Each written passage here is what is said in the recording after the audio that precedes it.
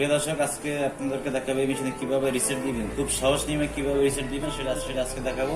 মেশিনের মডেলটা দেখেন জুকি DDL900A-S। এই মেশিনে রিসেট দেওয়ার জন্য সর্বপ্রথম যেটা করতে হবে, আপনাকে আই বাটন চাপতে হবে। তাই কিভাবে বুঝবো মেশিনে রিসেট হয়েছে কি হয় নাই?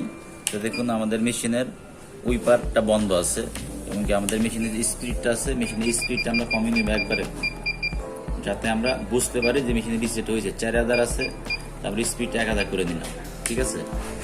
তারপরে আমাদের মেশিনে দেখেন উইপার কিন্তু বন্ধ আছে, উইপারটা বন্ধ এবং কি মেশিনের স্পিডটা 1000 আছে। এখন মেশিনটা রিসেট দিব।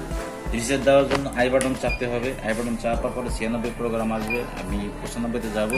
যাওয়ার পর মেশিনে কোড আছে, এখানে মেশিনের বিভিন্ন কোড আছে বিভিন্ন মডেলের। তা আমাদের মডেলের মেশিন যত DDL900A-S, তা এটা খুঁজে বের করতে হবে। এই যে দেখেন DDL90, আমরা এটা রাখবো।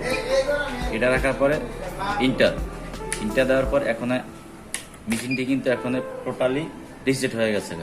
দেখুন আমাদের এখানে কিন্তু উইপার কিন্তু চালু হয়ে গেছে, উইপার রান।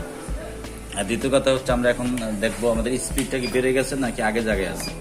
আমাদের স্পিডটা 96-তে, স্পিডটা কিন্তু এখন 4000 হয়ে গেছে। তার মানে আমাদের মেশিনটা কিন্তু এখন টোটালি রিসেট। আজকে আমরা রিসেট প্রোগ্রাম শিখলাম। এরকম নিত্য নতুন ভিডিও পাওয়ার জন্য আমাদের চ্যানেলটি সাবস্ক্রাইব করে রাখতে পারেন। আবার দেখা হবে অন্য কোনো ভিডিও নিয়ে। সে কোনো ভালো থাকেন, আল্লাহ হাফেজ।